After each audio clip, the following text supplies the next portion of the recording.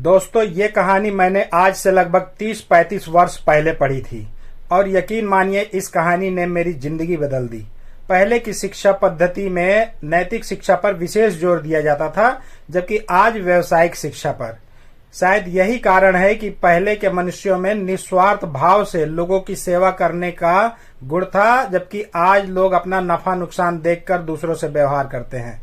इस प्रकार की कहानियों की श्रृंखला लाने का मेरा एकमात्र उद्देश्य है कि आप बेहतरीन इंग्लिश नॉलेज के साथ साथ अपने भीतर के नैतिक मूल्यों को भी पहचान सकें। नमस्कार दोस्तों, मैं राजेश चौहान आपका हार्दिक स्वागत करता हूं हमारे YouTube चैनल राजेश क्लासेस में। अगर आप चैनल पर नए हैं और हमेशा दूसरों से आगे रहना चाहते हैं तो चैनल को सब्सक्राइब करके रख लें। आज आपको एक लाइफ चेंजिंग सीख तो मिलेगी ही, साथ ही इस कहानी के माध्यम से आप बेस्ट इंग्लिश नॉलेज भी पाने वाले हैं, जो कि इंग्लिश के मामले में भी आपको दूसरों से बिल्कुल अलग बनाएगा। क्योंकि मैं हमेशा ही शब्दों के प्रचलित अर्थों के अलावा उन छुपे हुए अर्थों को भी खींचकर बाहर लाता हूं, जिसके विषय में शायद ही आपको किसी ने बताया होगा। उसकी मदद से आप किसी भी सेंटेंस की मूल भावना को बिल्कुल सरलता से समझ सकते हैं। तो चलिए आज की इस बेहद रोचक कहानी को शुरू करते हैं। आज की कहानी का शीर्षक है the fruits of hard labour. मतलब फ्रूट्स मतलब फल, हार्ड मतलब कठिन, लेबर मतलब परिश्रम, मेहनत, कड़ी मेहनत का फल। जबकि मैंने जो बचपन में कहानी पढ़ा था उसका शीर्षक था मेहनत की कमाई। Once a businessman had a lazy son. Once मतलब होता है एक बार, एक व्यापारी का, बिजनेसमैन मतलब व्यापारी, एक व्यापारी का आलसी लड़का था।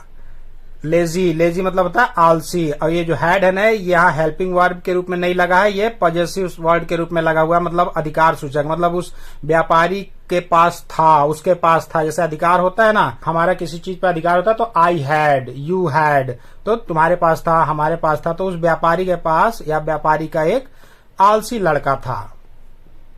वन डे, एक दिन, द बिजनेसमैन सैड, व्यापारी ने कहा, I want you to earn something। मैं चाहता हूं, I want you, मैं तुमसे चाहता हूं, to मतलब के लिए, earn मतलब कमाना, कमाने के लिए, something कुछ चीज कमाने के लिए मैं तुमसे चाहता हूं। ये जो है प्रेजेंट इंडेफिनिट टेंस का ये सेंटेंस है, क्योंकि यहाँ पे I want के बीच में कोई भी हेल्पिंग वर्ब नहीं लगा हुआ है ना। और प्रेजेंट इंडेफिनिट टेंस में जो हेल्पिंग वर्ब डू या डज होता है वो पॉजिटिव सेंटेंस में, अफर्मेटिव सेंटेंस में नहीं प्रयोग किया जाता है। उसके बदले में एक वचनकर्ता के साथ क्रिया में यस या यस जुड़ जाता है, जबकि आई और वी और उसके अलावा बहुवचन जो करता रहता है, सब्जेक्ट रहता है, उसके बाद जो क्रिया का फर्स्ट फॉर्म ही लगता है, मेन फॉर्म ही लगता है ना। तो वो बोल रहा है कि मैं चाहता हूं कि तुम कुछ कमाओ। The son complaint to his mother. बेटे ने कंप्लेन किया अपनी माँ से। अब कंप्लेंट का जो प्रचलित अर्थ है उसका मतलब होता है शिकायत करना, लेकिन इसका और भी अर्थ होता है दुखड़ा रोना, फरियाद करना। तो माँ से शिकायत नहीं कर रहा है, वो माँ से दुखड़ा रो रहा है, अपना फरियाद कर रहा है कि देखिए पिताजी ने मुझे बोला है कमाने के लिए, अब मैं क्या करूं। सी gave him a gold coin. माँ का दिल तो बहुत रहता ही है ममता से भरा हुआ, अपने बेटे को कोई भी दुख देना नहीं चाहती है, दुख में देखना नहीं चाहती है। इसलिए वो सोची कि मेरा लाल ऐसे कैसे कमाएगा, कहाँ जाएगा, भटकेगा। इसलिए सी गेव, वह दी, गिव मतलब देना, गेव मतलब दी, हिम उसे, अ गोल्ड क्वाइन एक सोने की मुद्रा, स्वर्ण मुद्रा दी एक उसको। The son showed his father the gold coin. बेटे ने तब दिखाया, सो मतलब दिखाना, शोव्ड दिखाया, ईडी जुड़ा हुआ है ना तो काल बदल जाता है। जैसे कि बताया था ना कल कि जब ईडी किसी के पीछे पड़ती है तो उसका काल बदल जाता है, वर्तमान काल से भूतकाल बन जाता है वो। तो बेटे ने दिखाया अपने पिताजी को द गोल्ड क्वाइन, उस स्वर्ण मुद्रा को जो उसकी माँ ने दिया था। He asked him to throw it into a well. उन्होंने उससे कहा, आस्क मतलब पूछना भी होता है, आस्क मतलब कहना भी होता है। तो सेंटेंस के हिसाब से जो बैठेगा अर्थ उसी को हमको उच्चारित करना है ना। तो उन्होंने कहा, ये जो प्रोनाउन लगा है उनके पिताजी के जगह पे लगा ना, फादर, नाउन की जगह पे ये लगा ही। तो उनके पिताजी ने कहा हिम, उसे। अब ये हिम जो है वो बेटे के लिए लगा हुआ है कि बेटे को कहा टू थ्रो।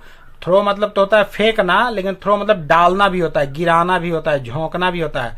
तो उसे डाल दो, इनटू मतलब में, और वेल, वेल मतलब कुआं, इसे कुएं में डाल दो, उसके पिताजी ने कहा।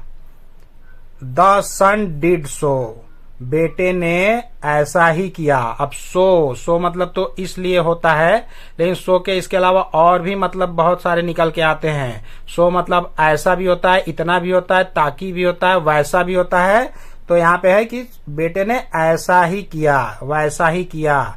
डिड, ये डिड जो है ना यहाँ पे मुख्य क्रिया के रूप में लिखा हुआ है ना, do, did, done.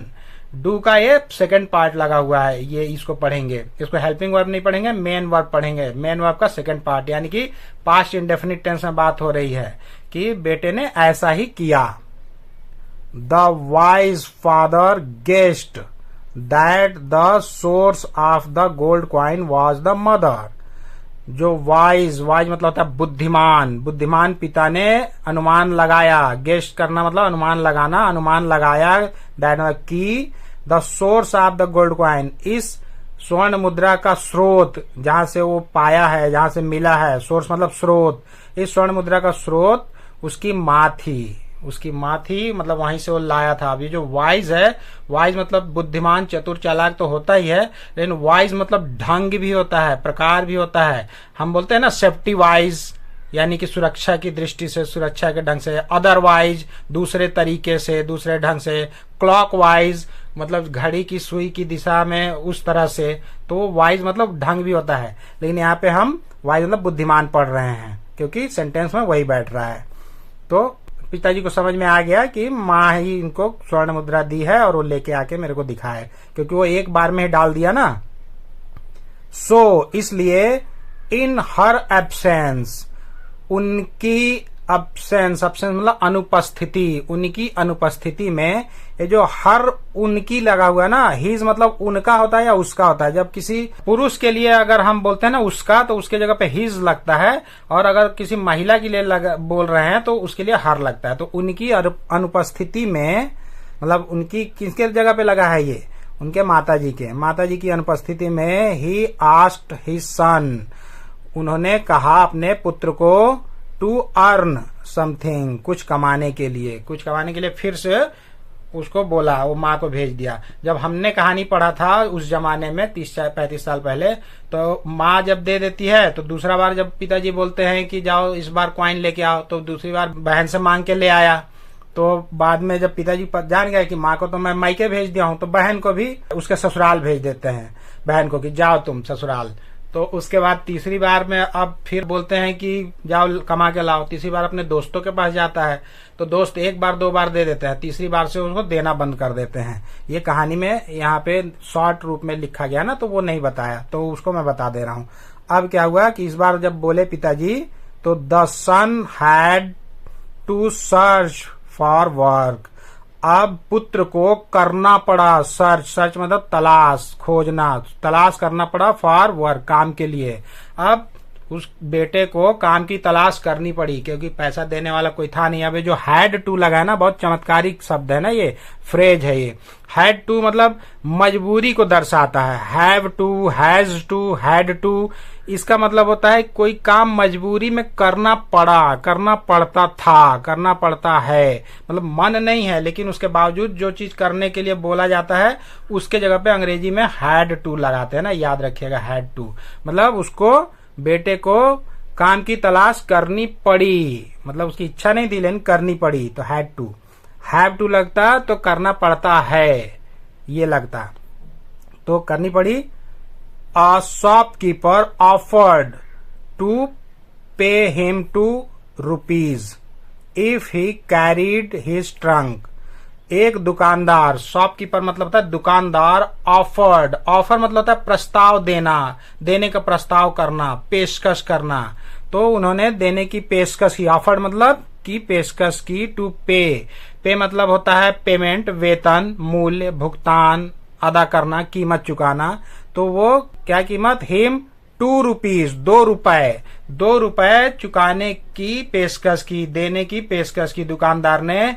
If he carried his trunk, यदि वह उसके ट्रंक को, ट्रंक मतलब होता है लोहे का संदूक, लोहे के संदूक को ट्रंक बोलते हैं ना, तो यदि वह लोहे की संदूक को ढोया तो वह उसे ₹2 देगा। उसने ऑफर किया, उसने पेशकश की।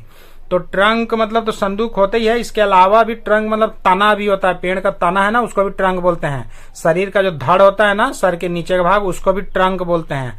हाथी की जो सूंड होती है ना, उसको भी ट्रंक बोलते हैं। और यहाँ तक कि प्रकांड, जो विद्वान रहता है, प्रकांड पंडित रहता है, या कोई कांड हो गया सुंदरकांड, उसको भी ट्रंक बोलते हैं ना। तो इसका इतना मतलब निकलता है।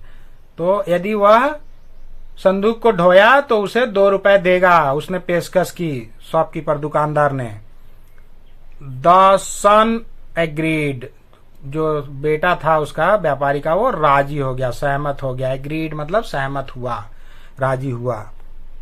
लेटर, बाद में, जब ढो लिया उसके बाद, ही वॉज टायर्ड, वह थक चुका था, थक गया था, थका था। ये जो जब भी हम इज, आर, एम, वाज, वर के बाद किसी भी वर्ब का पास्ट पार्टिसिपल फॉर्म देखते हैं तो तुरंत समझ में आ जाना चाहिए कि ये अब वर्ब नहीं रहा, ये एडजेक्टिव बन गया। एडजेक्टिव मतलब ये इसको, जो सब्जेक्ट है, नाउन है, उसको डिस्क्राइब करना शुरू कर दिया, या प्रोनाउन। एडजेक्टिव की क्या विशेषता है कि वो संज्ञा या सर्वनाम की विशेषता बतलाने लगता है, उसको डिस्क्राइब करने लगता है, उसके समय, स्थिति, स्थान को बताने लगता है, उसकी दशा, अवस्था के बारे में बताने लगता है। एडजेक्टिव, एडजेक्टिव जो है यही काम करता है। तो अब ये जो टायर्ड, टायर्ड मतलब होता है थका होना, तो टायर्ड, थका हुआ। तो ये जो थका हुआ था ना, वो अब वर्ब की तरफ न देखकर इसकी विशेषता है कि वह थका था, थका था, वह एकदम थक के चूर था, बिल्कुल। उसकी दशा बता रहा ना प्रोनाउन की, उस लड़के की। He showed the note to his father, उसने दिखाया उस नोट को, जो ₹1 मिला था उसको अपने पिताजी को दिखाया। नोट मतलब टिप्पणी भी होता है, शब्द भी होता है नोट। नोट मतलब ध्यान देना भी होता है, नोट करो, ध्यान दो। लिखना भी होता है नोट मतलब, और नोट मतलब ₹1 वाला नोट भी होता है, पैसा वाला, कागज का। तो उसने ₹1 को अपने पिताजी को दिखाया। अगेन, फिर से, he was asked to throw it into the well, फिर से उन्होंने कहा, वह बोले, वो उसके पिताजी, टू थ्रो, फेंकने के लिए, डालने के लिए, इनटू द वेल, वेल मतलब कुआं, कुएं में फिर से डालने के लिए उस पैसे को बोले। बट द सन क्राइड, लेकिन इस बार जो है बेटा क्राइड। अब क्राई मतलब 2 चीज होता है, रोना भी होता है, चीखना, चिल्लाना भी होता है। तो यहाँ पे बोल रहा है कि लेकिन जो बेटा था वो रोया, रो पड़ा। क्या रो पड़ा? क्योंकि पिताजी पता वो चीखेगा नहीं, चिल्लाएगा नहीं, तो इसलिए वो रोया ही हम समझ रहे हैं।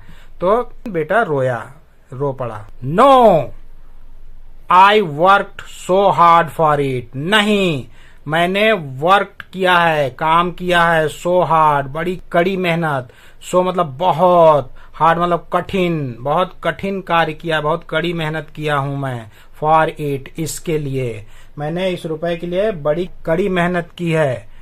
द फादर टोल्ड हिम, पिताजी ने उसे कहा, बोला। दैट की one feels the pain only when the fruits of hard labor are wasted। मतलब once, किसी व्यक्ति को, किसी को feels, महसूस होता है, अनुभव होता है, the pain, उस दुख का, उस दर्द का, उस दर्द को तभी महसूस कर सकता है only when, जब the fruit of hard labor, कड़ी मेहनत का फल, are wasted, wasted मतलब बर्बाद हो जाता है। वेस्ट मतलब बर्बाद होना, वेस्टेड बर्बाद हो जाता है। जब उसकी कड़ी मेहनत का फल बर्बाद हो जाता है तब उसे असली दुख होता है, असली दर्द होता है। The son was never lazy again, जो बेटा था वो नेवर मतलब कभी नहीं, लेजी मतलब आलसी, अगेन फिर से पुनः, वो फिर से कभी आलसी नहीं था उसके बाद वो बेटा, क्योंकि उसने मेहनत का फल जान लिया और वह ये समझ गया कि पैसा कितनी कड़ी मेहनत से कमाया जाता है, और उसने पैसे की रिस्पेक्ट करना भी शुरू कर दिया। असल में अब वो इंसान बना और वो रिस्पॉन्सिबल मैन बना। तो मोरल ऑफ द स्टोरी क्या कहती है? नेवर बी लेजी, आलसी कभी मत बनो, आलसी कभी मत बनो। ये जो हमारे सफलता के बीच जो सबसे बड़ा शत्रु है ना, जिसको लोग बहाना बनाते हैं कि मेरे पास पैसा नहीं है, मेरे पास उचित साधन नहीं है कि मैं कैसे सफलता प्राप्त करूं, मेरे पास यानी एक्सक्यूज बहुत देते हैं ना। सबसे बड़ा शत्रु तो उसका खुद का आलसपन है। जिस दिन वो आलस से त्याग दिया तो समझिए उसको सफल होने से दुनिया की कोई ताकत रोक नहीं सकती है। तो आज के लिए इस वीडियो में इतना ही। यदि आज का लेसन आपके जीवन में जरा भी वैल्यू ऐड किया होगा तो कृपया वीडियो को लाइक करें, चैनल को सब्सक्राइब करें और बेल आइकन को प्रेस करके ऑल पर जरूर सेट कर लें, ताकि मैं जब भी इस तरह के वीडियो अपलोड करूं तो उसका नोटिफिकेशन सबसे पहले आपको मिल सके। तो बहुत जल्द मिलते हैं एक और मजेदार और ज्ञानवर्धक वीडियो के साथ। तब तक के लिए आप लोग अपना ध्यान रखें, खुश रहें, मस्त रहें, स्वस्थ रहें। नमस्कार।